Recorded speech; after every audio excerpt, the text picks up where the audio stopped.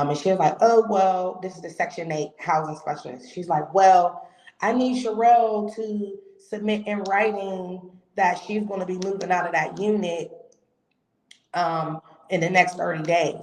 And I was like, well, wait a minute. We have to find her a unit to move in, which we did find somewhere for Sherelle to move to. But since we couldn't get in touch with you guys to get the moving papers and do her recertification, that unit that was available is no longer available to her. So now we're still out of looking, right? So she said that she never received the paperwork, which I CC'd her, the director, and the HPV department, which is, I guess, like the intake department. I made sure I CC'd all of them on there along with Sherelle. So me and Sherelle got the forwarding email that we sent over, but they said that they didn't receive it. Long story short, I said, that's fine. I'm going to send it again, and I would like to stay on the phone with you so you can let me know that you have received this email. So then once we did that, of course, she was like, oh, yeah, we got the paperwork. I was like, okay, so what's the next step? Because Sherelle needs to move. Like, I explained our situation, what's going on, and this has been going on for some time. Welcome to another episode of the CS podcast. I am excited to continue down this road of housing justice.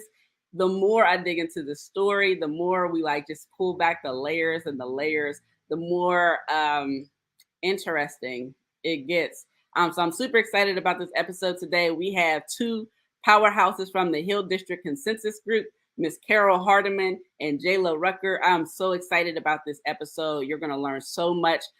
Some things might be just as shocking to you as it was to me, but we're going to get this thing started. Stay with us.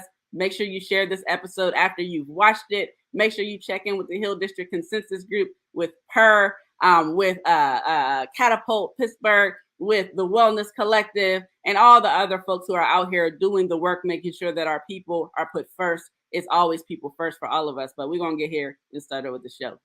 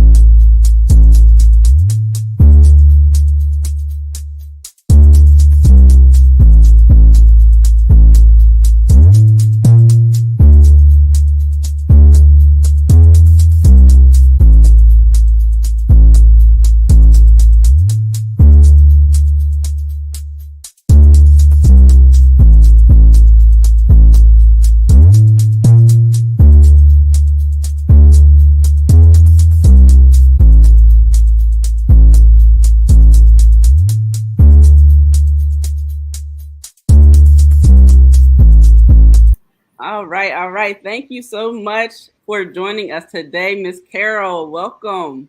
Thank you. Thank you for having me, Shannon. I really appreciate this and you taking time to want to talk to me and just hear about how everything's been.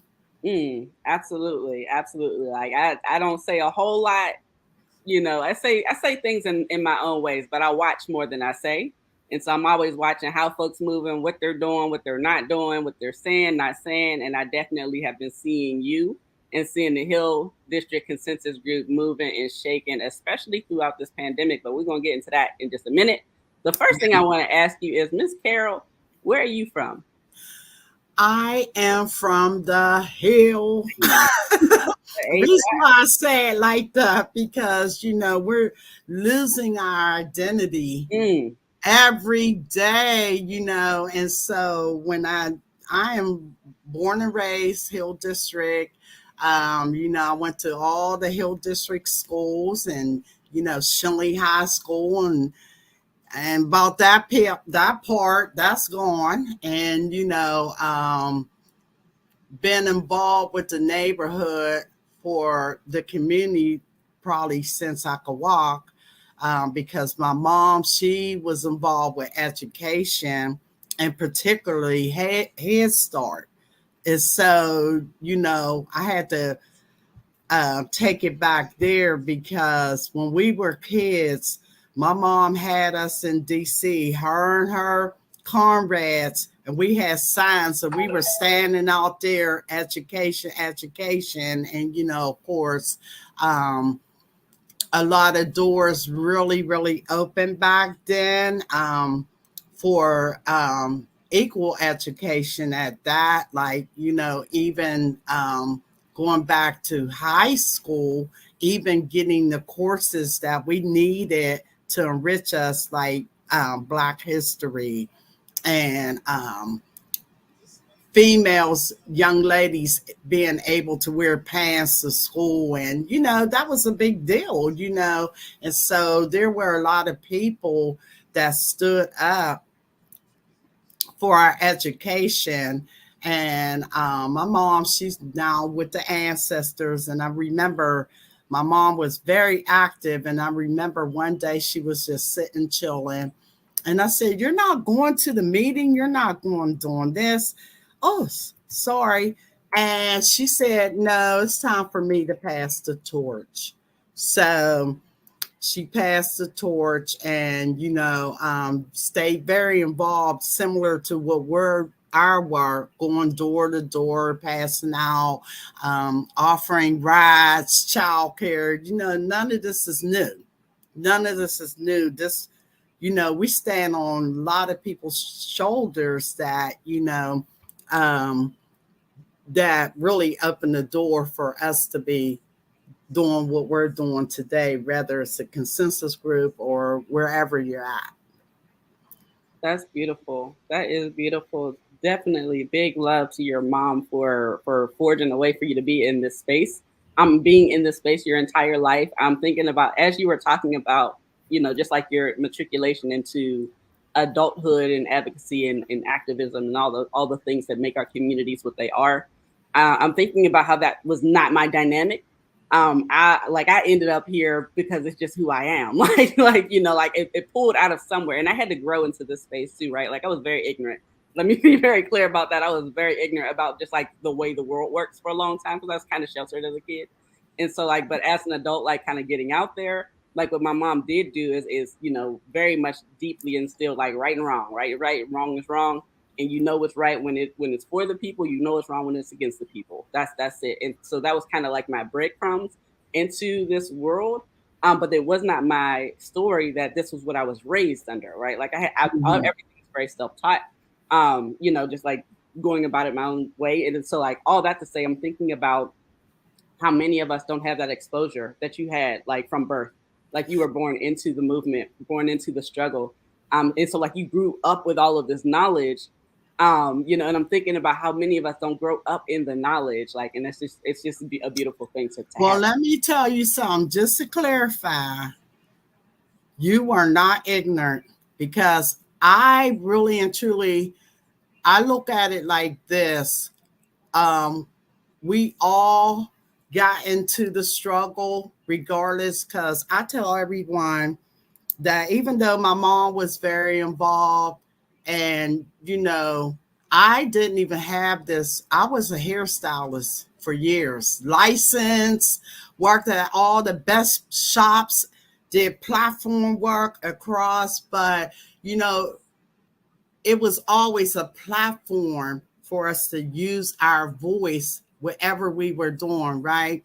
And so when I look at it like this, and I'm really, I really not study, but I always read and try to keep up with what happened in slavery. And so I always look at it like this. We have been protesting, organizing, expressing ourselves, and other people with wisdom has been paving the way for us for a long, long time. Because look, going back to even what my mom was doing, I wasn't interested. I was more interested in, dolling myself up and my girlfriends, and we go do this and that. But I want to go back to even those little activities and things that was going on in my life or anybody's life, or at the time in the community. We always had to lift our voice and show up about something that we knew wasn't right. Like you said, something very key, that you weren't aware. Well, you weren't ready to be aware of what you needed to do yet, but I appreciate that you just dove right in, and then, or walking the walk and talking the talk. Yes, yes, that's a beautiful. Thank you for grounding that, because you're right. You're right. Like, though I wasn't ready to be aware, as you said, we've always had to fight. Yeah, and as We you said, always have. yeah, I'm thinking about it. Even though I wasn't knowledgeable in the way that I am now, like in growing and continuing to grow, there's always a fight. We're always. You didn't know you had to fight for this. And I didn't know I had to fight to wear afro or braids. Like I said, I was fixing me and my girlfriend's hair up, and we going on, we doing this and that. Right. And then the next thing you know, we got into the world and we're told, oh, if you want to work hair, you're going to have to. I'm like, wait, you mean we got to get a perm or straightening comb to our hair to fit in? So no. Ain't happening, because I'm like, okay, this is what we're going to do, y'all, in the ladies' room. And we're going to hit up HR, and we're going to bring up racism, and yes. Yes. What a beautiful start to where we're going. Thank you for sharing that. So I'm so just amazed. I watched the Hill District Consensus Group, and I'm always like, that is so interesting. Like the turns, the twists, the way that you all show up for the community. It's like in these really broad, big, but effective ways. And I think it's such an amazing thing. Can you tell me, like, first of all, how did you get involved with the Hill District Consensus Group? Actually, I started volunteering because I lived in 3 separate cities and came back, 3 different cities, and returned back because a family member matters, of course. And each time, I'm going to tell you the truth, each time I moved to Charlotte, I lived in Maryland, lived in Florida a little bit, returned back to Charlotte because, I'm like, I want to be in Charlotte, and it's booming down there, right? But God always brought me home because I have so much love for my mom, my grandma, family. I mean, and so when I would drive back and come through the Fort Pitt tunnels and got on the bridge, I felt like I left the Jetsons and came to the Flintstones, because I just had that feeling. But long story short, I decided to go back to school, and I was taking care of the house and doing the home front and doing everything I needed. And when I got in school, I really was involved and focused around equal pay for females and fair labor rights and little things like that. And, what we needed to do to make it better, because, I don't want to get ahead about the housing, but it's connected. And so I started doing volunteer work for the consensus group, and not just the consensus group, the different churches, other groups. And so I've always been very connected. We have a board member. Her name is Miss Edna Council. Miss Edna is 93. She is still involved, and she used to come to all the meetings and everything. And it's just been since the pandemic that she really hasn't been activated a whole lot. But reason why I'm bringing her up, she always said the consensus group might be small, but we're mighty, and this ship sails. She called it the ship after Come on now, Miss Edna. I said, okay. And everybody has respect for Miss Edna, and Miss Edna will say in a heartbeat to me, Jayla, or anybody, y'all better not let that door close. Come on. Come on, Miss Edna. You can definitely feel like the fluidity of the Hill District Consensus Group, because it's like y'all do so much, and definitely like that small and mighty, because like, you know, it's localized to the Hill technically, but y'all get involved in whatever's happening in the county. Sometimes I would imagine in the state across the country. And that's what I thought as well. I thought I seen some things that were big and expansive coming from you all. So like that's really impressive, you know, to be so committed and have like that lineage, right? Miss Edna, 90-some years old and still 93. Showing up like what we doing. You know, the pandemic shifted a lot of things, changed a lot of rules, but still being very present in spirit, I hear. And up until that point, showing up like, come on, we got work to do. And that's how community should happen. That's a beautiful thing. And so we talked a little bit about like, you know, like just the beauty and the expansiveness of the Hill Consensus Group. Can you tell me about what y'all work looked like prior to the pandemic and what it looked like during? Because I would imagine like everybody else that shifted in some really interesting ways. It really has.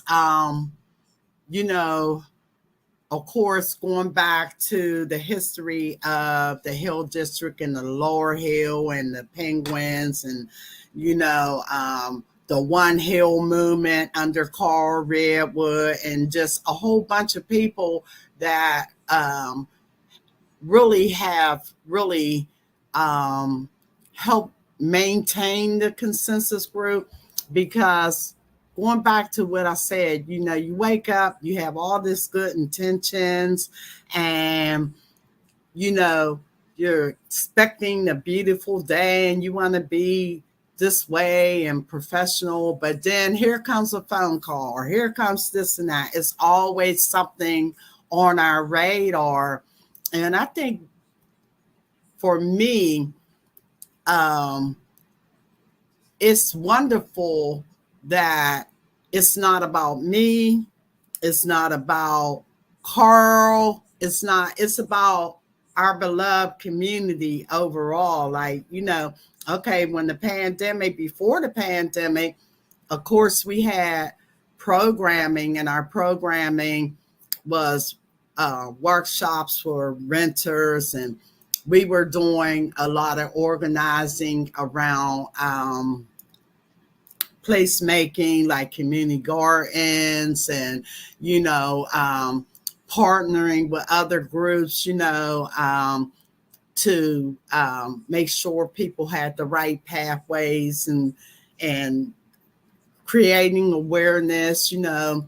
And so we always been doing this. We always have been taking care of our community outside of what we know about development that we know has to happen, is going to happen. But we always been pouring out and loving on the people. But since the pandemic really was here, we were approached by legal foundations and other groups to partner. And then we made that network for rent relief. You know, we worked day and night. I mean, putting it together, and we connected with Take Action Mon Valley and groups beyond there, so that we can everybody can be fed and be able to, you know, stay in their homes. So we did that. And, you know, I would say we were doing that. It just got elevated, right? And it just became like normal on our normal radar. You know, I would say we might have helped probably on average less than 20 people beat eviction or assist them through that. And I remember I would sit down and write legal briefs, and I learned that from when I took a little bit of legal classes. You know, you just state the problem, and then, you know, you like it's like a formula before you go to court, so the judge, so it could be smooth. And we were only doing maybe like less than 20 people, but when the COVID, it was like 200 people, and our phone was ringing off the hook. And then it was more than just rent relief. People needed diapers and masks. We partnered with Ujima, and they are creators, and they're volunteers. They sewed masks, and we just really had it going on to take care of the village, not just in the Hill, across the whole Allegheny County and beyond. That was amazing to me. And then when the food, yourself, to feed the hood, and that was a part of us, and on down to keeping up with policy, like when the vaccine first was offered, we were out there, no, do not leave our community out. And so we had sat around the table with on Zoom with all the providers there. And if I heard that somebody was turned away, they didn't get a vaccine, I would put it out there. So, going back to the work is the work. It's almost like Mike Tyson getting in the ring. He don't come fancy. He just gets in the ring, whether he got on socks or, so that's what we've been doing. And so that's going back to, that's the only way we know how to do it, is just go ahead and get other people involved and just do it. Yes. Mm-hmm. Ain't nothing to it. That, I'm thinking about when, COVID happened and all of a sudden everybody had these needs. People who never had needs. No one knew what was going on. And I remember like the formation around care, like we definitely, make no mistake, we got through that pandemic because of the people, not the systems who are traditionally in charge of, this is how things are going to go or whatever. Matter of fact, they were calling and contacting the people like, we don't know what to do. Help us. Like, please help us. What happened. Yes. That's what happened. People were getting up like, because of like the shutdown or whatever, like it wasn't safe, especially for our elderly folks and folks with a different ability and whatnot. And health issues. People were calling like, yo, do you need help? Do you need me to go to the store? Like, making sure that people had food. Feed the Hood was preparing food. You all were involved. We were actually partnering with the Wellness Collective, making sure that we were getting the food to the folks. Like just neighbors were showing up. And then another thing, not to cut you off, even our kids, like, our kids that didn't have internet. That's why I said we still had to advocate in the middle of that. Like kids didn't have internet. Some of them didn't have tablets. The daycare, I remember I told a lot of young ladies, I said, listen, going back to tenant organizing, y'all live in the same building, right? All of y'all go to work at various times. Watch each other's kids. That's how we did it. Like, the neighbor down the street, I miss Miss Ford, that she was a lady that I knew was going to love on my child, and my child was going to be okay when I came back. But I'm like, that's what y'all have to do. Learn to work together. And so we just were. The kids and the breakdown of our community, that's a conversation in and of itself. Like, because what you're hitting on is like how we used to exist in communities with one another. We knew each other. Like, we grew up when we were responsible for one another, looked out for one another. And that's not the case anymore to that degree. But that, I just want to make sure that I say that's not because of any of our doing. That has everything to do with the housing crisis, with gentrification, with systemic destabilization of a community. But that's a different conversation. So, but I wanted to make sure I mentioned that. But it's things that we need to put in the atmosphere. So I'm glad you put it out there.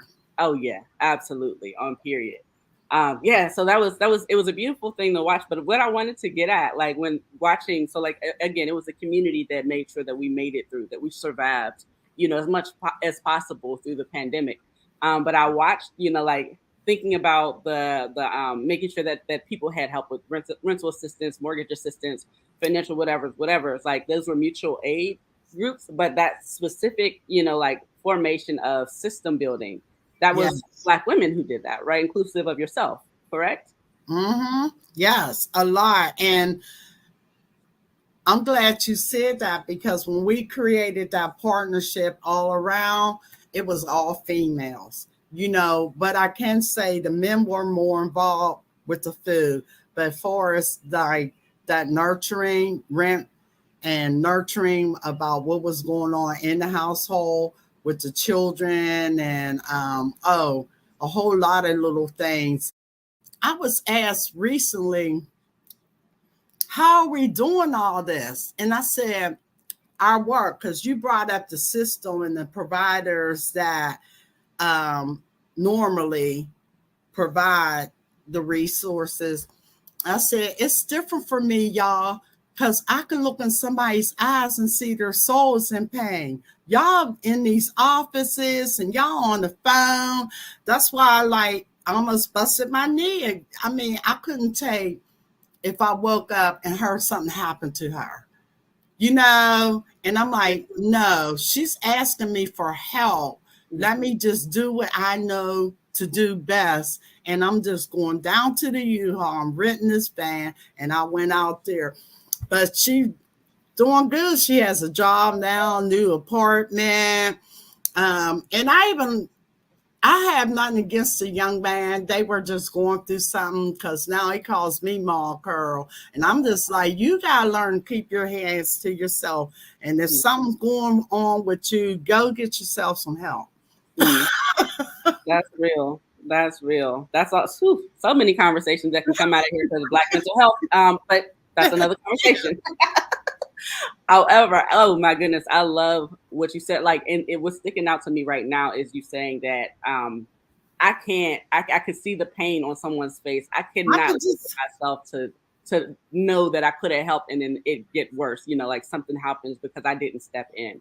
I definitely I resonate with that so much. That's what keeps me showing up, it's like I can't live with myself. If something were to happen to somebody and I know I could have done something and I didn't, like that's a no-go.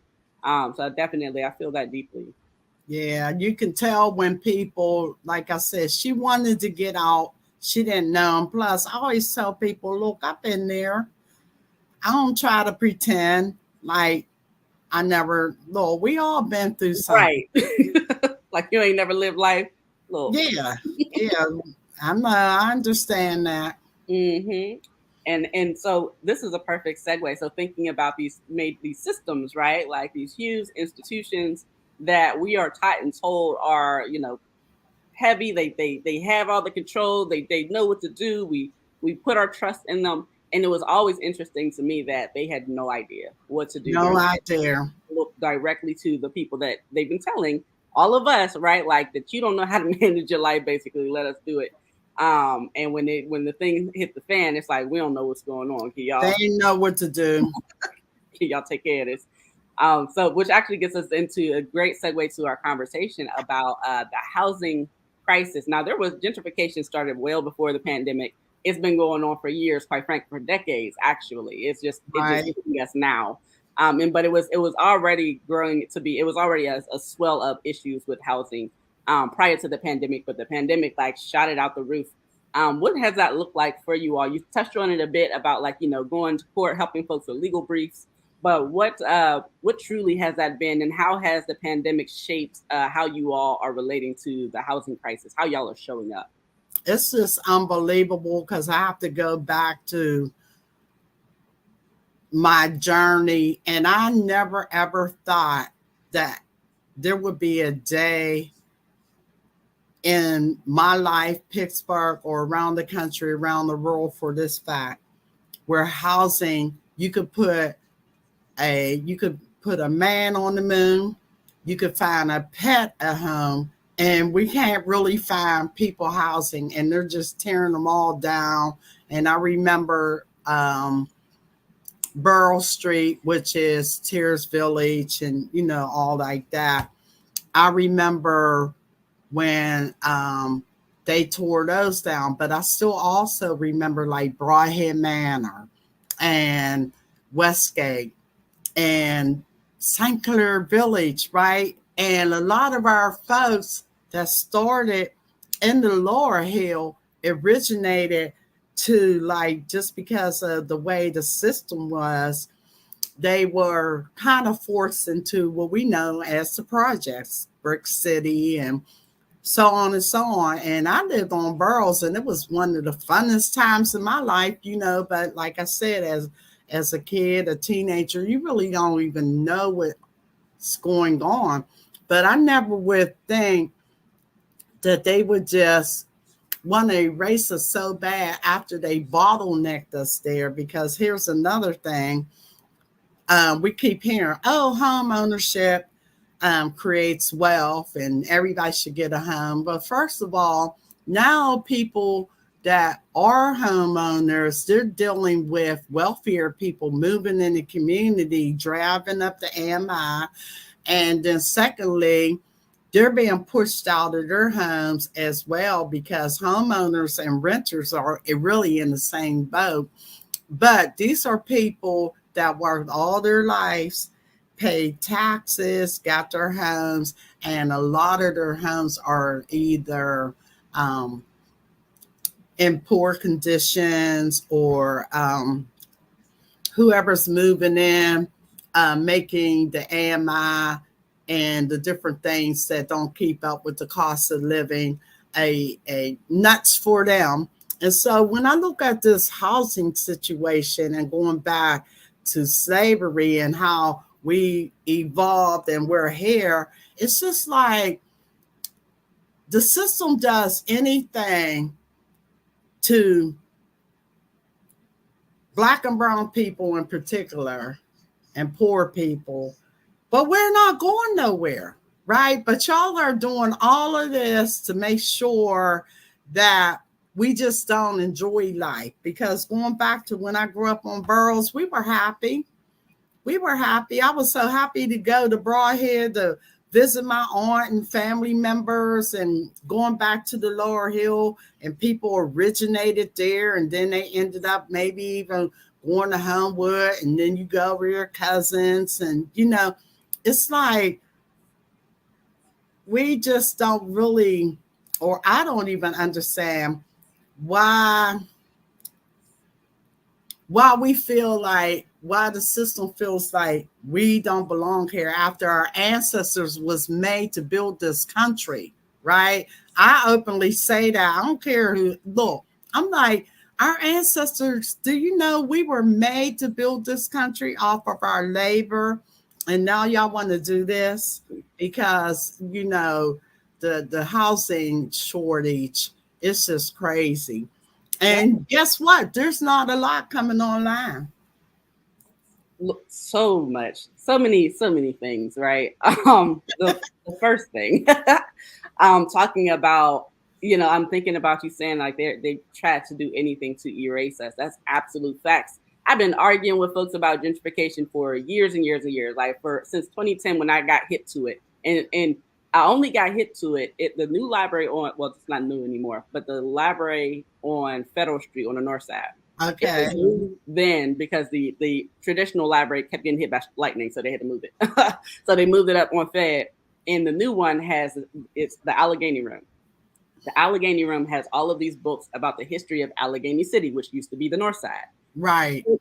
I'm from the north side all day, and I lived there at the time, so I would walk around and walk down to the library. So I would go into the Allegheny Room and just read about just interested in about like how that whole thing happened.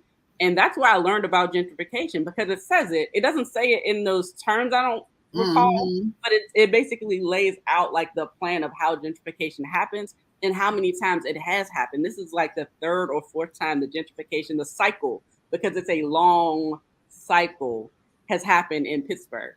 And so like we're just in another cycle of it, and so I've been like screaming my head off, like, yo, this is wild. It's going to get worse. Like, we got to do something about it. And folks been like, fight me back about it. But it's just understanding because of how insidious, but also how invasive gentrification is. You know, thinking about the ways that our communities are destabilized. You said they don't want us to be happy. They don't want us communing because you as a kid, you're having a good time in your neighborhood.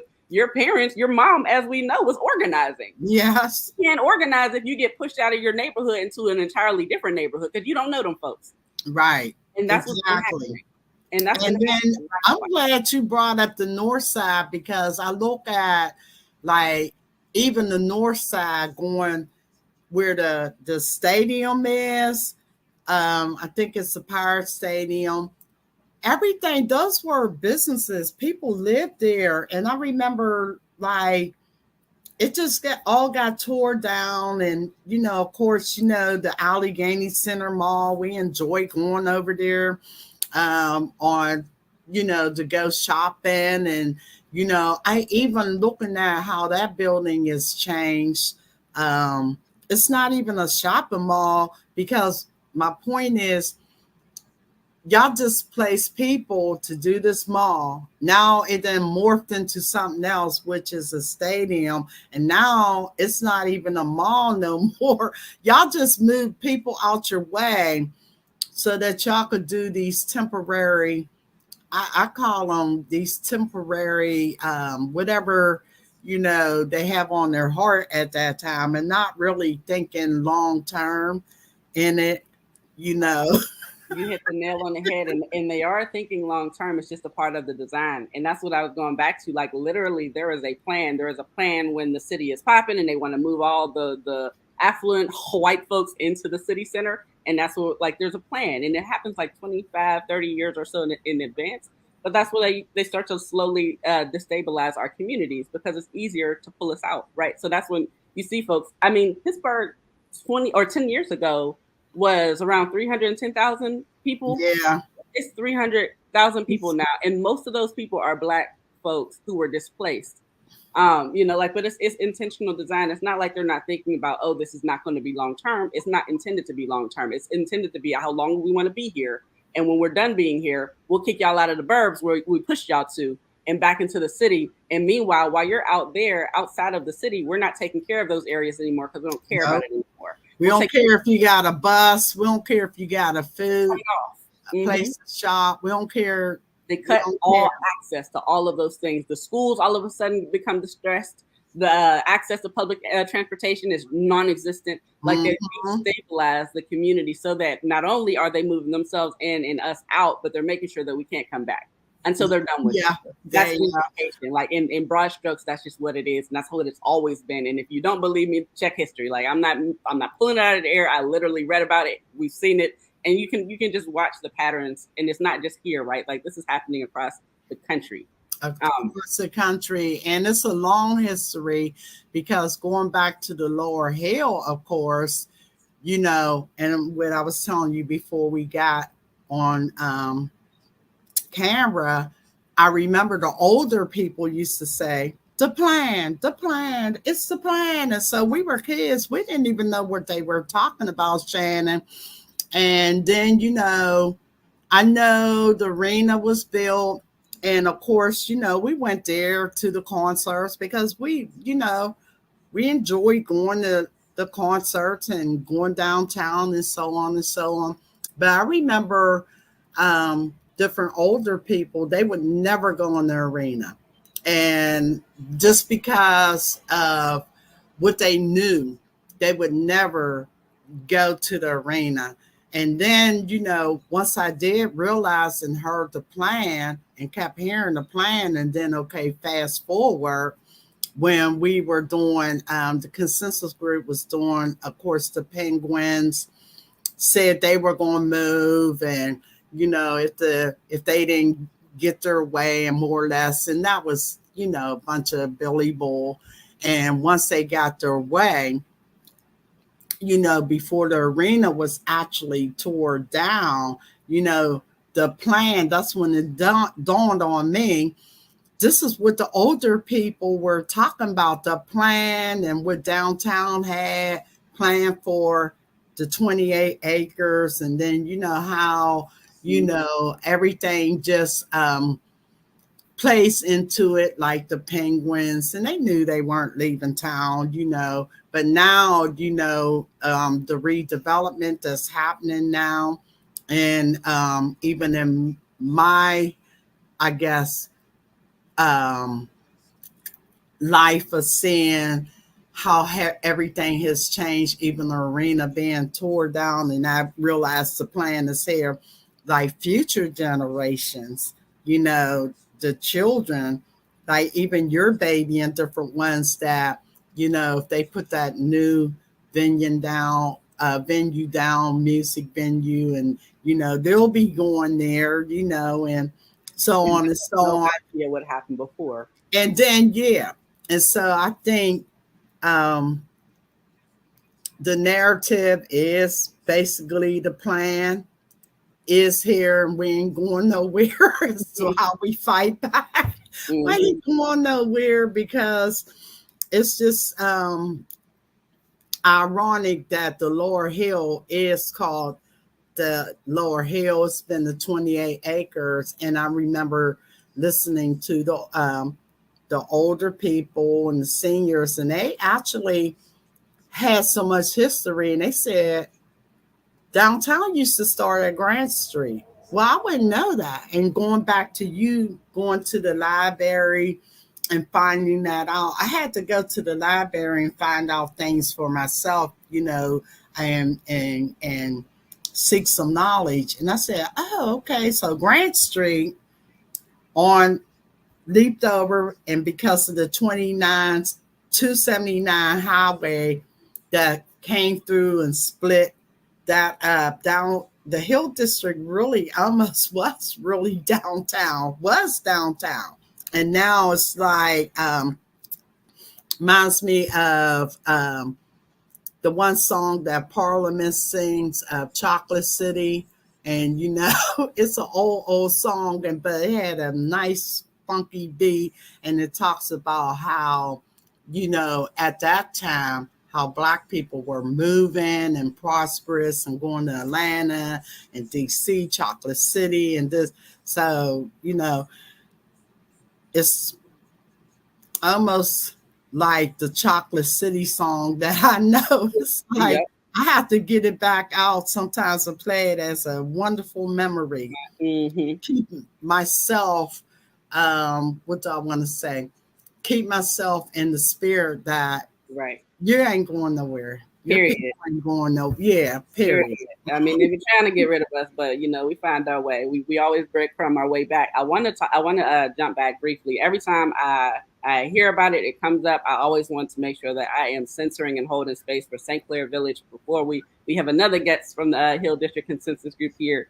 But before we get to that, I always like to acknowledge that, because the way that St. Clair Village was leveled off, right? Like, was wild, because those folks were just displaced.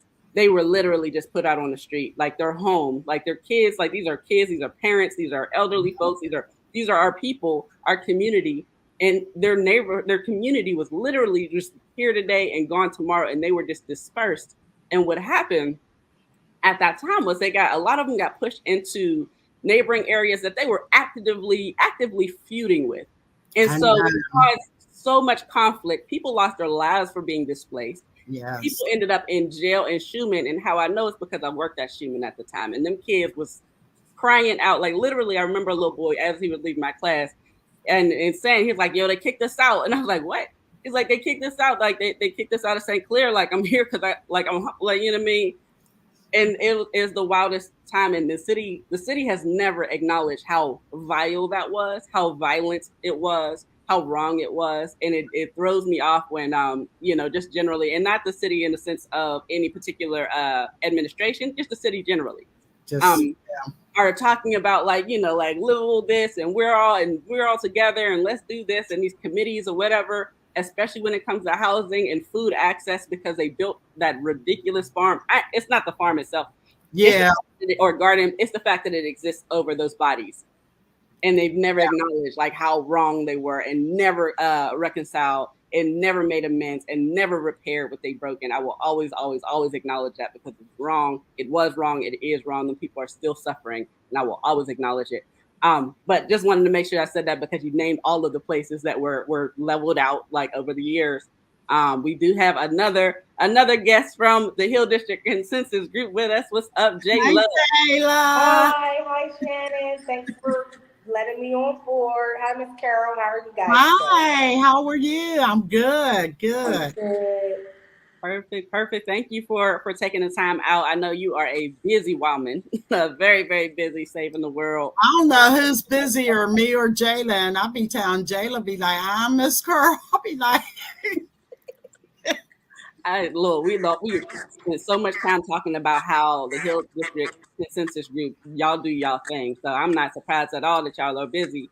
We were just getting into just like the impact of the housing crisis, gentrification, like, and then how the pandemic like shifted things in a lot of ways, like in a lot of ways set a lot of the processes up, and the role that the Hill Consensus Group has been playing to make sure that people are taken care of, even in the midst of all of these systemic design things and really like, chaotic things that are going on in the city. Before we move into the bulk of what you all have been doing, because as you know, we have shared people, right? Like as support. I'm curious, Jayla, how you got involved with the Hill Consensus Group, and also where are you from? So I am from the north side, in Manchester, 15233. If you know, you know. But I want to say back in 2016, I was at the Northside Coalition for Fair Housing, working under Renelle Guys, the executive director there. And we were partnering with the Hill District Consensus Group at that time because there was a mass eviction of the folks in East Liberty at Penn Plaza who were being displaced. And also there were other issues going on in the surrounding neighborhoods as well. And one of those other neighborhoods was the D-Rod residents, who was under ARCO. Orca. Right. And that's how I started collaborating with the Hill District Consensus Group. You know, they were always one of our most supporting organizations, was the Hill District Consensus Group. And we came together as a united force, and we just started rolling out from there. You know, unfortunately, as time went on, Northside Coalition was no longer a great fit for me. But I did bring a lot of my skill sets with me from that organization because, of course, while I was there, I had learned a lot of things and how to not be powerless anymore as a tenant. Because also in Manchester, where I still reside, which is low income housing and scattered sites, we were owned by Penrose Management, and we were facing a mass eviction. Yeah. And that's pretty much how I even got into the housing world, because I was fighting for my life and my children's life for us to have safe and quality and stable housing. And that's how I got here today. And now me and Miss Carol are like one of the only two individuals out here, boots on the ground, Yeah. fighting a continuous fight that has been everlasting, not just because of COVID, now that it's impacting other folks that aren't black and brown. Now the world has wanted to open their eyes to a condition that has been going on for decades. And we're just here to help. That's period. So I want to shift over to the housing crisis and how you all show up. Jayla, you and I have we've been in orbit of each other. Like we've been on the same email threads. Like every now and again, we would like email back and forth about like things like during the pandemic, more recently. But it was very recent that we actually like communicated, and that was around a previous guest, Sherelle. Shout out to her, young lady fighting for her life, fighting for her kids' lives, facing eviction for no fault of her own. The failures of, unfortunately, housing authority in her case, and some interesting dynamics with the landlord as well. Now, when she was brought to, or she was in my orbit, Kelly Shakur, shout out to her, was fundraising on her behalf to make sure that her and her kids were taken care of because she was preparing to be displaced. She received a letter from her landlord that she had 15 days, I believe, to vacate the premises. Now, mind you, there was no formal process. They did not go to court, anything like that.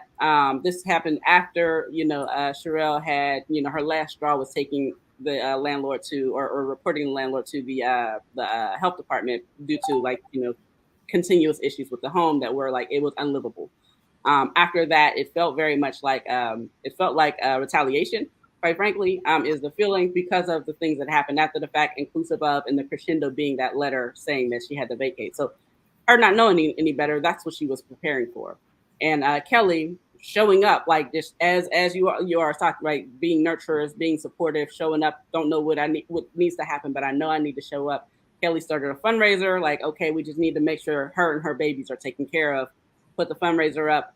Came across my my airway, so donated to the fundraiser, but connected to Sherelle, heard her story, and that's how she ended up on our show. As she was explaining the circumstances. Now I was stepped away from the the housing justice part for a minute, so I don't laws change so daggone frequently. I didn't want to say anything on the air, but when she said that that she hadn't gone to court, it's I'm pretty sure they can't do that. I'm pretty sure they can't do that. And it was sad. And then, that's how we were able to reach out to you all. And Johnny on the spot, I mean, I really it's a testament to the work that you all do. I emailed Miss Carol, hey, this thing is going on. Can you answer this question? I'm pretty sure they can't do this, but I just want to make sure I'm right. Miss Carol immediately was connect with Jayla. Here's a number. Let's go. Contacted Jayla, connected her with Sherelle, and made some things happen. So the young lady, Sherelle, and her children, her beautiful kids, are still at the place. They have not been, forced out on the street as of yet, but they are planning to leave because the place is not livable. It needs to be repaired and all those fun things. Now, where they are stuck is that now Jayla and Sherelle have done everything they needed to do. Sherelle has a Section 8 voucher. She's just looking for a place. Everything has been taken care of. Paperwork submitted, whatever. Apparently, she doesn't have I don't know who the person is. I keep forgetting what they're called, whatever their title is at a housing authority. But the person that she was working with is no longer there. And there has been no person put in place to pick up the ball. And so now she's kind of just hanging out. Did I get that right, Jayla? So that was the case until me and Sherelle connected. Once I contacted Sherelle, I had called her on the phone once you gave me her information, and I was just telling her hey, Sherelle, I'm Jayla, blah, blah, blah, who I am, where I'm from, and how I could possibly assist her. And I was you think you could come to the office and talk to me? And she was where's the office? And I was telling her oh, come to the Housing Stabilization Center. She was that's crazy. I'm walking in the door. And I'm what? So I look around the bend, Sherelle's coming through the door. So it was that was nothing but God putting her right in the place of my hands, because from there I moved like lightning. At that time, Sherelle didn't have active housing specialist at the HTV department, which is Section 8 Housing Authority City of Pittsburgh, because that person had actually moved on from that department. And Sherelle hadn't been connected with a new caseworker, didn't know who she needed to contact. Every time she tried to reach out to them, she was getting no response. No one responded to her call, her emails, or any of that. Of course, those folks are working from home remotely. Mm-hmm. And me having the connections that I have, I emailed the real estate asset. I was hey, I have this tenant. We don't know who their housing specialist is, but this is what's going on with them. And they actually need to move out of the unit that they're in. Right then and there, of course, the real estate asset manager, who me and him have a very good rapport with one another, he CC'd the director of the Section 8 on there, And she responded and told me who Sherelle's housing specialist was. Right? And once she told me that, I'm coordinating back and forth, but I'm still not getting a response from who she said the new housing specialist was. So, of course, me taking the next steps, I asked the director, would she mind calling me before I took it to another level, which would have been next, possibly the media, doing a podcast with you, because me and you did talk about the podcast previously before this one today. I didn't have time at that moment. And I really did want to get like updates and make sure that I'm informative when I was talking to you. I didn't just want to spill bad blood on, what was going on with Sherelle's case, because I know that the tenant could also be affected from any type of move that I made so suddenly, right? So then the director ended up calling me. That was like Friday. I think Sherelle came and seen me Wednesday. I talked to the director Friday. That Monday morning, the housing specialist was calling my phone. And I'm like, hey, this girl has backed up sewage in her basement. The landlord was really cool once I talked to her and I explained to her who I am and what I do, and letting her know, like, that is not the law here in the state of Pennsylvania. You cannot illegally do a self-help lockout to this tenant or force her to move. Like, she is a Section 8 voucher holder. And also, what I do know, you are still receiving your subsidy every month, regardless of what portion that Sherelle was responsible for paying. Regardless if she doesn't have a specialist that she's been in contact with, you're still receiving the payment. I do know that much. And once I said that, we kind of went from there. Me and the landlord got on the same page. I finally was able to talk to Sherelle's new caseworker. I was able to get all of Sherelle's paperwork. Sherelle needed to do a recertification. From a recertification was due back in November. So actually, Sherelle's Section 8 voucher would have been no longer active at the end of this month on the 31st. It would have no longer been active if I hadn't taken the steps that I had took. They wouldn't have no longer been paying her subsidy, and Sherelle would have been responsible for the full amount of rent. So now, Jayla, I'm gonna pause you real quick because it's choppy and this is really, really important. I did hear you, and because I also know, the things I heard you say that Jayla needed to, goodness, Sherelle needed to file her recertification papers back in November. And because, with everything not being in contact and whatever was going on, she was in line to lose her voucher altogether by next month, which would have put her on the hook for her complete rent and likely would have put her and her kids on the street. You got that, because you, Johnny on the spot, getting everything done, you were able to get the recertification paper. She came down to your office, y'all filled it out, got it sent over to the new caseworker. Everything was good until you haven't heard from them in a little while. So you reached back out like, hey, we ain't heard nothing what's going on. And that caseworker said that they never got the paperwork. Now I heard that's where you're pretty much where you landed at, but it was choppy. So I wanted to make sure to give the system a chance to catch up, hopefully, because this is really important and I don't want to miss it. Right. So she said that she never received the paperwork, which I CC'd her, the director, and the HCV department, which is, I guess, like the intake department. I made sure I CC'd all of them on there along with Sherelle. So me and Sherelle got the forwarding email that we sent over, but they said that they didn't receive it. Long story short, I said, that's fine. I'm going to send it again, and I would like to stay on the phone with you so you can let me know that you have received this email. So then once we did that, of course, she was like, oh, yeah, we got the paperwork. I was like, okay, so what's the next step? Because Sherelle needs to move. Like, I explained her situation, what's going on, and this has been going on for some time. Yeah, right now, the landlord did put a Band-Aid over the issue, but the landlord wants Sherelle to move out so they can go in and dig up the whole basement, something about the septic tank or something like that. I'm not a plumber, so I don't want to, Yeah. things that aren't factual because I'm not a plumber. I just know that's what she said to me. I'm not sure how true that is, but that's what was related to me. And she was like, oh, well, this is the Section 8 housing specialist. She's like, well, I need Sherelle to submit in writing that she's going to be moving out of that unit in the next 30 days.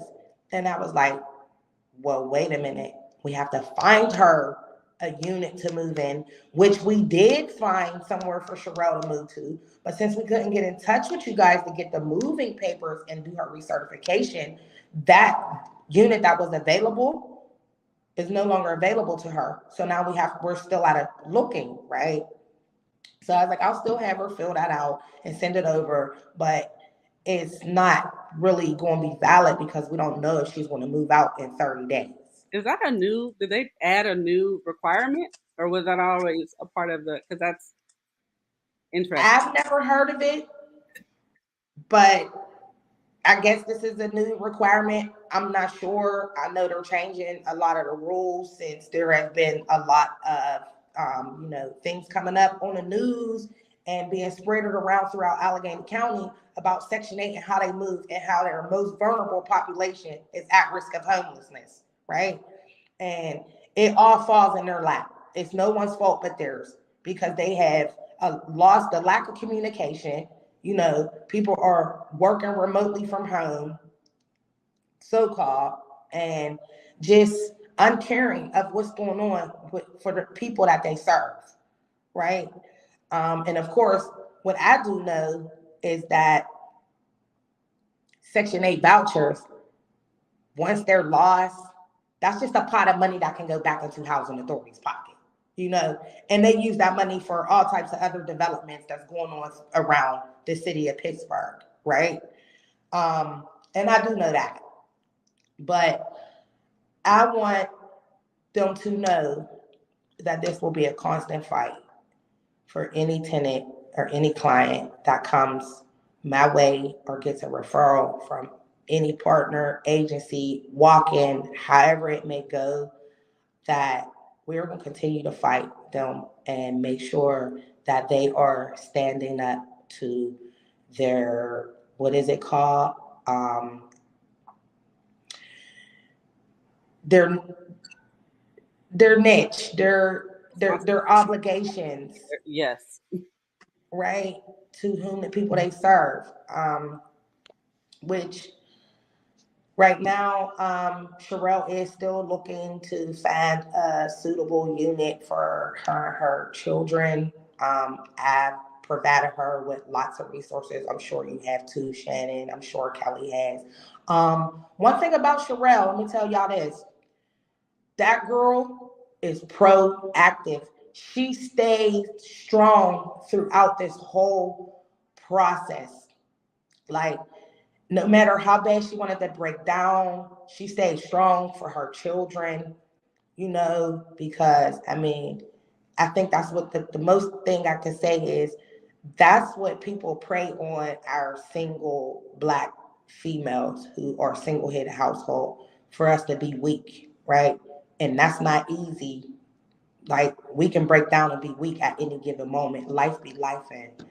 And Sherelle has been like a Power Ranger throughout this whole process. And I told her, like, babe, I'm proud of you, because it's not easy. And I went through it. And that's why I know when something comes across my lap, no matter what it is, I automatically act real fast because I went through the same situation with my housing some years ago.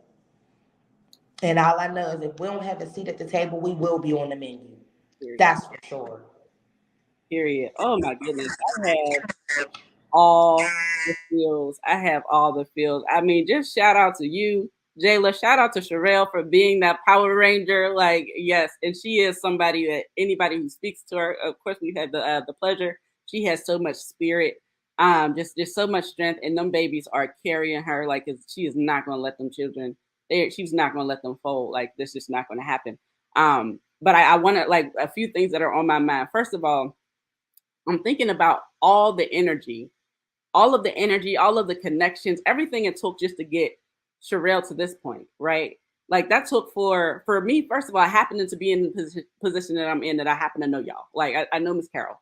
Like so, and Miss Carol happened to just email me that same day or the day before about an event that y'all were having. And I got the email and I seen the flyer and we were talking about like a Zoom version of because I wasn't physically going to be there. And so she was on my mind, you know. And then Kelly she just happened to be supporting her neighbor, like her neighbor, this woman that she cares about, in the way that she knew how to take care of her. And that was to make sure that her and her kids weren't on the street. So she started a fundraiser and somebody sent it to me.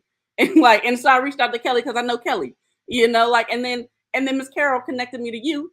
And then you went, and because you are you and have all these resources, you do this work. You've been doing this work since 2016. You knew who to call. You knew the protocol. Like even when you were getting pushback, even when you were hitting walls, you knew how to get around those walls. You knew how to push them out the way and push them open. It took so much to get Sherelle to this place where she should have been in the first place. That is insane. Like that's so wild. And she's one person, one of countless people who are going through the same thing, or unfortunately they lost their battle, right? Like, and they are on the street. Like we know folks. Shout out to Miss Tammy Thompson. She was a guest a couple of weeks ago, and she is not playing no games with Housing Authority, like none. She's playing none of them, right? Because like it's us, right? We're the ones that are showing up, and people are knocking at our doors like, I need help. My family, we're in crisis. We're about to be evicted. What's going on? Housing Authority. Like no one's responding to me. Like I did all the things that I could do. I'm hitting a wall. They're not responding. The people aren't getting paid. And here I am. And then these people are ending up on the street. We have another neighbor who she went to court yesterday. So I got to check in with her to see how that went. Same situation, almost exactly the same. But where it drills down to is Housing Authority. They're literally not taking her call. And even she also has people who are connected and know who to call or whatever else. Like, but she hasn't been able to break through the wall. So hopefully she's taken care of. Prayerfully, I'll be contacting her, later today to see how that's going. Another person who is effectively that Miss Tammy and her in Catapult has been taken care of or looking out for. She is homeless. Like she's in a shelter with her baby because of Housing Authority. Like that's insane. That is so wild. Like, so I'm feeling a lot of feelings right now, right? Like off of everything you just said, Jayla, like just like how beautiful that work was, like that showing up. We got to give it to Black women. Like, I mean, everybody has their superpower, but we got a specific type of superpower that I don't think that we ever get enough space for, right? Like, I don't think there's enough space to even hold how heavy we step when we step. What you did, showing up, like how you did it, Miss Carol, what you did, how you are doing things and showing up. And Sherelle, how she is just showing up not only for herself, for her babies, but also she has a plan to show up for us all. And I can't wait to see that blossom into what it's blossoming into. But I'm feeling so many feelings because it took that much to get her to here, and she still isn't even out of the woods. Like that is insane.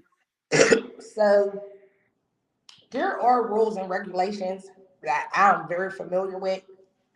So once you report even a maintenance procedure, or you're calling about your rafted paperwork, or an issue with your landlord, regardless if it's Section 8, project-based, LATEC, whatever it is, Housing Authority has an obligation to respond in a certain amount of time. And it's not days and it's not weeks. It's hours, like 48 hours, 24 hours, depending on what it is. Sherelle's issue was an immediate emergency, immediate response. That was not something that should have been turned the other cheek to. And I went through a situation like that in the past, and it had to do with mold. And I know that all the sewage that was backed up in her basement, I know there was mold in our girl's house. And there are some tactics that they will do. Like, I know, like, they pulled my rent ledger. Yeah, they pulled my rent ledger, checking to see if I had any, like, nuisance, or I was failing housekeeping inspection, if I stayed up on my rent, what was my kids doing out in the community. They were doing so many things to fight against me that all it did was turn around and bite them in the back. Because I didn't stop fighting. And I just went to another level with it. Like, I stopped doing in-house talking. I started going to the news. I start showing up at their door. I start going to their board meetings. Someone leaked their board meetings to me, and I start popping up downtown. And they didn't like it. And I had about 4 other women behind me. We was showing up. And we did outside, we got pillar to post to come and do an inspection on our units after they did an inspection. And we felt interior and exterior. And we were built in a portfolio. And once we built that portfolio, I was like, I'm done talking to housing authority. I start taking it to our state representative, our councilman, Mike Doyle. I went to all of them. And I was like, Lord, y'all gonna do something. I need y'all to help me. I need y'all to do something about this. Because every day, it was like at my house, it was like an eyesore for me. My kids was always sick. It was just a constant fight. There was rodents running around outside, trash everywhere, debris. And I found myself crying myself to sleep so many nights. And that was back in 2015, 2016, when I first got into housing, because I was like, we're not leaving this community. We're staying here. This is where we live at. This is the foundation that I have built. I turned my house into a home, and y'all gonna make sure that it stays a home for us. And that's what I did, and that's how I started moving. So when Sherelle came across my lap, and I seen the videos and the pictures, I was disgusted. I was like, oh, I'm getting down to, we gonna get down to this. Like, Sherelle, you gonna hear from me. And I don't know how confident she was with me when I told her that she was gonna hear from me, because it sounded like just she had been let down so many times, but she wasn't giving up. She was like, all right, like, I hope I hear from you. You gonna hear from me, baby. Don't even worry about it. And now I feel like that's my little sister. So I'm gonna make sure she's good. That's for sure. Period. Yes, I wanted to say, home in on what Jayla said. It's really been fortunate that we've been able to be creative and know how to like crash, like she said, because it's a lot of tenants out there that go through. That's why I kept saying, y'all want me to reach over? Y'all want me to reach over? Like, not that I have this power, but I use the power, right? Because I know everybody just about in all the departments in the housing authority. Now, the reason why I'm saying that, we had a meeting with them 2 weeks ago. This is going to blow y'all mind. Outside of Jayla's story and the story that I know all these other people that I've been helping, like Miss Kerr, I'm missing my inspection. I'm missing this. I'm missing that. And I'm just, okay. So we had a meeting with them 2 weeks ago. Actually, somebody blind copied me and I crashed. And so I was on the meeting and I listened. Now, they did admit they have been working from home, short of staff. They had a lot of turnover, and they did admit that they're behind the 8 ball, right? But what I didn't like that I heard, they're going to hire all this new staff. They're going to increase and put out more vouchers over I guess the summer or whatever time, and they're going to do all this and that, right? So in my mind, I'm sitting there, I'm listening to all this, and I said, now they're going to put out more vouchers for people, like Jayla said, for people to lose not being able to find a voucher, find a home. And that money, that voucher is money that goes into a slush fund, right? And then I'm listening to their whole board, their whole whatever.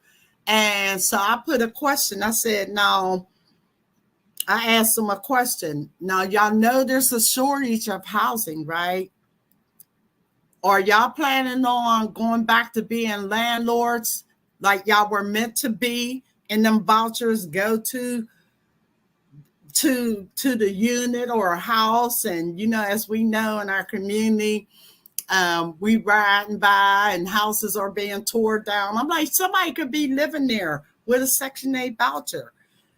They told me they got in control. So reason why I'm saying that, the writing is on the wall, and I have, of course, connected with Tammy and different ones. And yeah, we're creative, because one thing about it is, if you're not going to stand up and be about your fiduciary, your responsibility, all your duties, then we're going to just start calling you on the carpet. Because public housing, the housing authority was meant to be public housing. Y'all are putting it in private hands.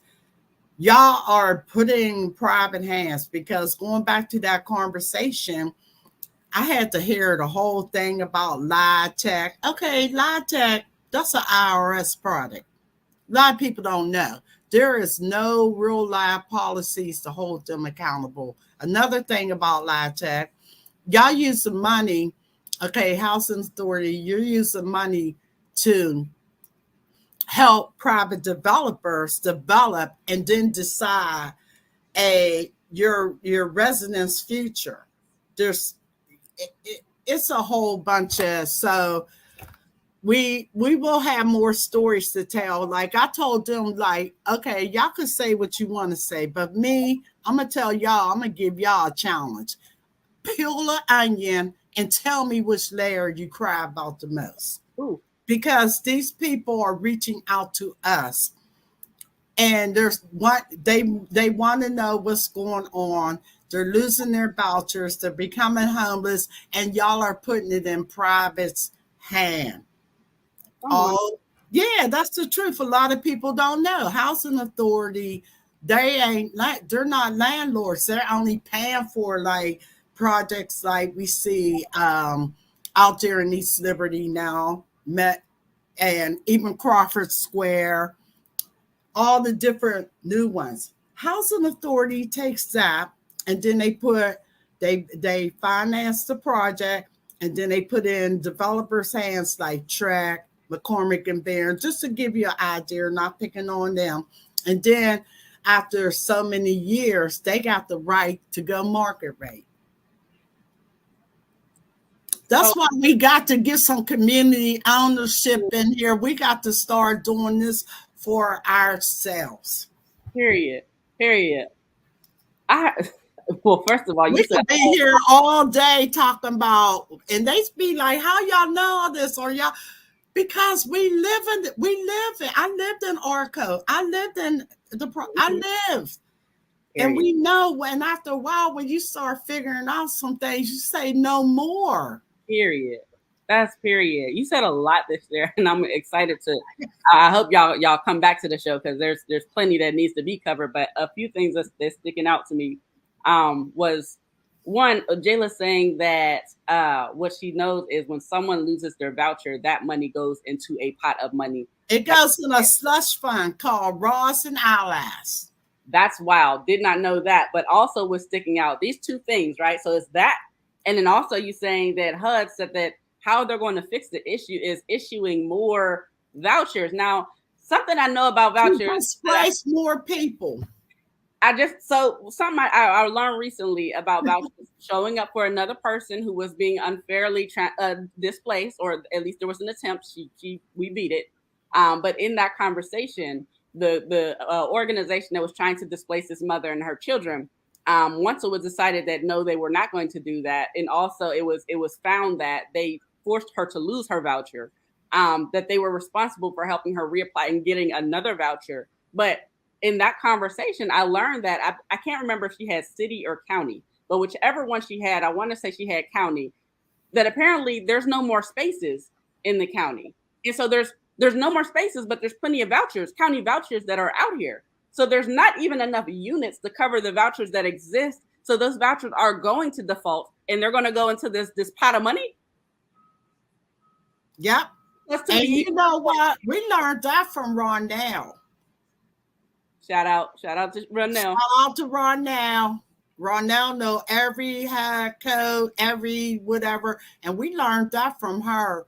And so, you know, going back to the policy, we just need the work. We need to work on that policy change, because that speaks to policy. And then, you know, everybody's like, well, okay, LIHTC is here to stay. Why?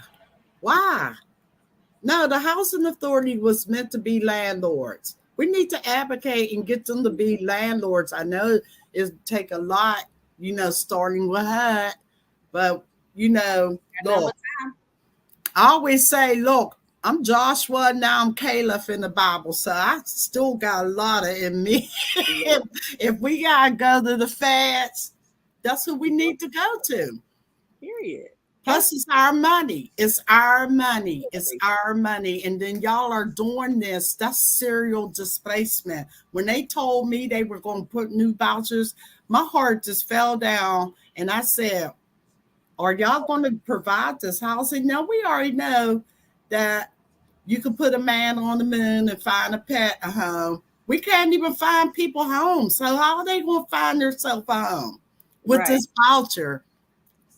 And check this out. They tell them, oh, that voucher, the ones that could travel, and J-Lo will tell you, you could take that voucher to Atlanta. You could take where I was saying in Charlotte. I've seen so many people that I couldn't even imagine starting to be homeless in these places that, like, I'm going back to, you know, great meccas for Black people, because they went on a whim and a prayer, hoping they can find something with their voucher, and now they homeless down there. It'd be like crazy. We'd be really getting them calls. I'd be like, I don't even know what to tell you. You know what I mean? Because except maybe try to come back home. Right. It's like really and truly, the housing authority, they are serial displaced. Just they are serial. They are. Woo. We're gonna wrap it up here. So because we are an hour and a half in, so I want to make sure that we have a little bit more for the follow-up episode that clearly has to happen. But there's a few things before we do that. Early on, Ms. Carol and Jayla, I heard y'all say that we need to get people involved. It can't just be the two of y'all. Can't just be the three of us. Can't just be the four of us. Miss Tammy, Sherelle. It can't just be right. And there's people who are in the fight, of course. But we need more of us who are in the fight, because it is a fight. And as we just heard, it's not even just a local fight. Like, it's a federal fight. It goes all the way up to the feds. So there's so much to do. We mentioned Ms. Ronell a couple of times. Can you really quickly just explain what PER is, Pittsburgh Union for Regional Renters? What is that? Because we have not named it yet. It's a group for tenants to become involved and know about their rights and to become organized. So with it, before I even say anymore, we got to realize it's more than just coming together around rent and all the things that's going. It's really almost coming together about your human rights, you know, overall. But PER is that group that, you know, you can get involved with, and, you know, we can help provide technical support. Jayla's the manager of that piece and of the group overall, while, you know, I'm on the advisory group board, and, you know, we want to keep that alive. So it could be a place for tenants overall to learn from each other, learn how to work properly, learn how to really stand up for your rights, and then really get involved. Because look, going back to how me and you started, long as you have some some energy, and long as you can stay creative, all this work comes from your own lived experience. Jayla told her story. I have stories. I lived in Arco where it was the worst, but I learned how to walk my way out of that hellhole. You know what I mean? And so that's where, like I tell people, we all have gifts and you get involved, and whatever you get, and going back to the way my mom started off, my mom, she's a single mom with like all these girls, one brother, 6 girls, one brother. And she just got involved because she knew it was right, and that she had the right to always see that her kids would be able to have a better future. Period. That's period. So her is a great way to get started. The Pittsburgh Union for Regional Renters. If Yes. you're looking to get involved, that's a great start. You'll learn how to self-advocate. You'll learn how to be a contributing member of renters, right? Like joining this collective. And so their phone number is 412-447-1328. So that's definitely a great way to get involved. I know for the Hill District Consensus Group, you all are redoing your website. However, your Facebook is pretty active, so you can check them out on Facebook. If you just go type in Hill District Consensus Group, you'll find them there. Like I said, they're pretty active, and you can connect that way as well. I don't want to go without saying definitely power to Ms. Ronell Guy.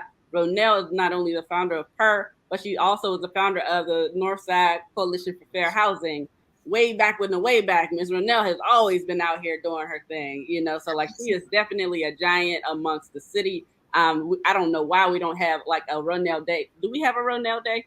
If we don't, we tried to do something for before COVID, and then it was just going to be a surprise, and then COVID came. Yeah, and it was because national partners reached out to me and said, and then they like, Miss Curl, connect me to Ronell. We have to meet her. And I said, well, if you want to meet her, we're going to celebrate her. Yes, yes. Which still, I'm holding out the space that's going to happen, because it needs to happen, right? Like, really making history here. And then also want to make sure that we've said her name, but I want to definitely hold space and acknowledge Celeste Scott. Rest in power to her. Celeste was a giant when it comes to housing advocacy and just general advocacy, right? Like, she was a complicated person. She was a passionate person. She was a loving person, and she did not give up. She was unrelenting when it came to the people, right? Like, people, as you said, human rights, or at least like when I've seen her in that light, her biggest coming out was when she fought super, super hard for the folks who are being displaced in Penn Plaza. I mean, was not playing no games out here with these folks. Not the only thing, and not even the first thing. It's just the first thing that comes to mind when I think about Celeste and all of her work was how they shut the city down, literally. And Celeste did a lot of work, even though we all did it in solidarity, because we all bounce and feed off each other. Celeste did a lot of work policy-wise, not just local, across the country. I mean, you know, the Housing Opportunity Fund. What else? We were working on a tenant right bill in the middle of the pandemic, and then you know what happened with her, and just a whole lot. She was really a think tank around changing policy.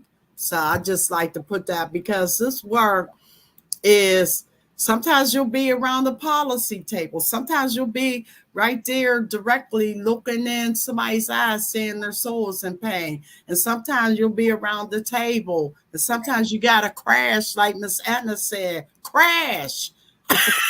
Like, y'all get there, crash. So this work is just, you know, it's not one size fit all.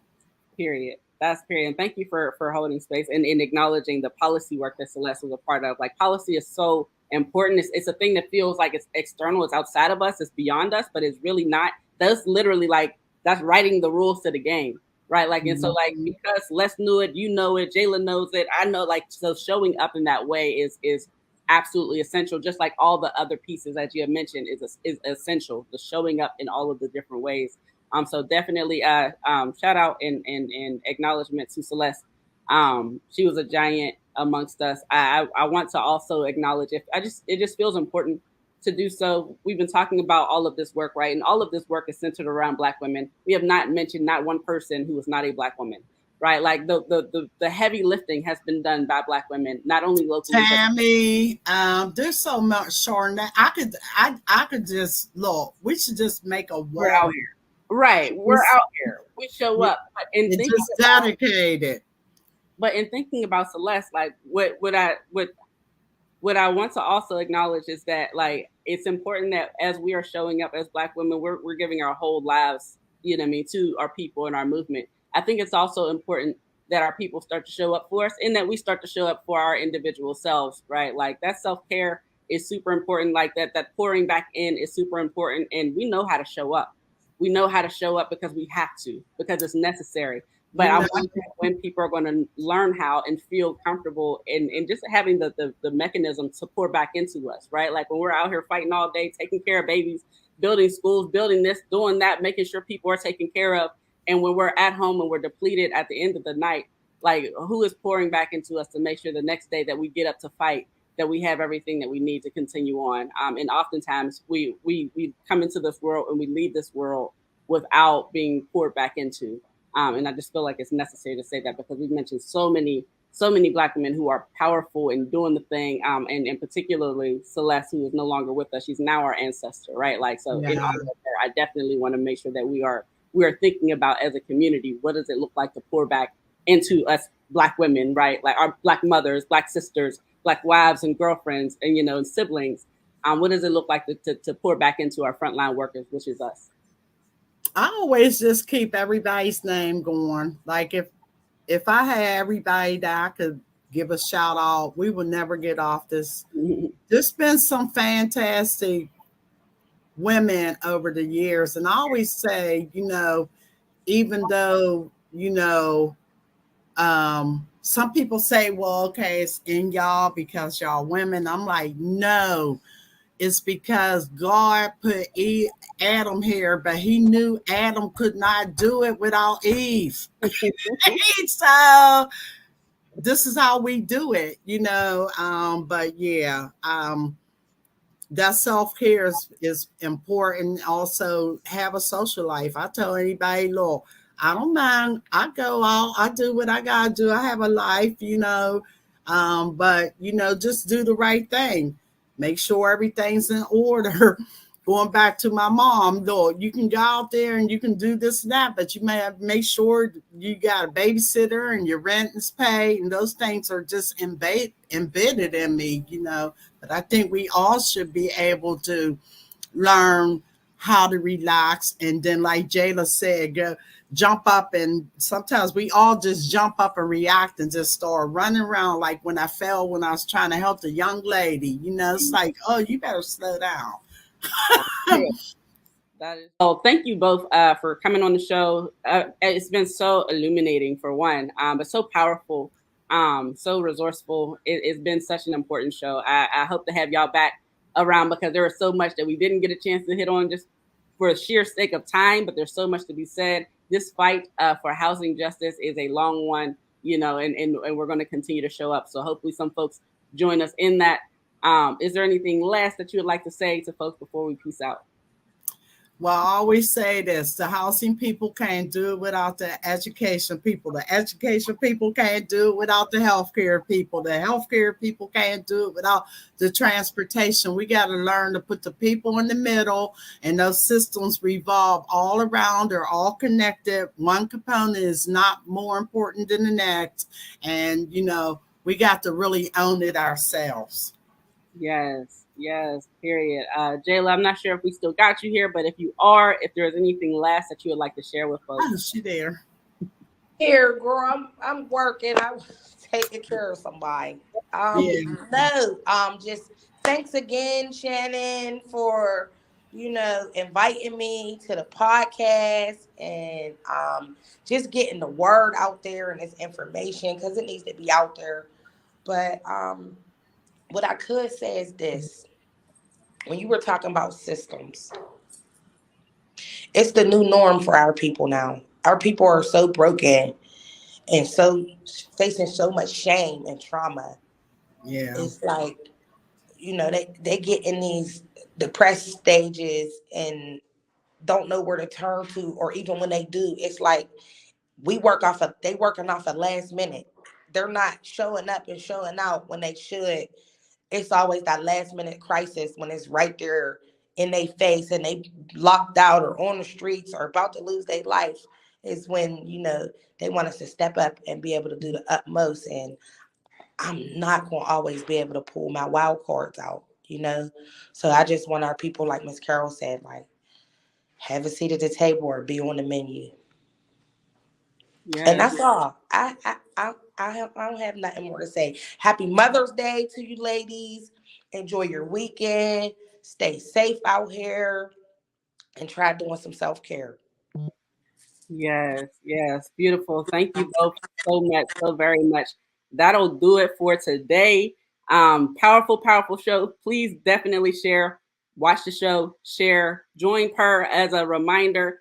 Pittsburgh Union of Regional Renters. You can contact them 412-447-1328, or you can check out the Hill District Consensus Group. That's where you'll find Miss Carol and Jayla. Connect with them, get involved in the movement, because it truly does take all of us. Like as Jayla said, we're fighting for our lives out here. We are truly fighting for our lives. So this is a part of a series. We're going to keep it going, talking about housing justice and the housing crisis currently going on. If you are a person who has experienced some injustice dealing with housing that was outside of your control, that had to do with housing authority, with HUD, with some system breaking down, we want to hear from you. If you are a landlord who has also experienced a breakdown from the system, we want to hear from you as well, because it's impacting us all, right? We are all community members. We exist here together. And if we are not showing up, holding truth to power, holding these systems accountable, we're going to continue, as Jayla said, be on the menu. We'll be back next time around. As a reminder, the CS podcast is going to return full force in the summertime. But in the meantime, we'll you'll hear from us, because we're running this series because life is still life, and for all of us. And that's all I got for today.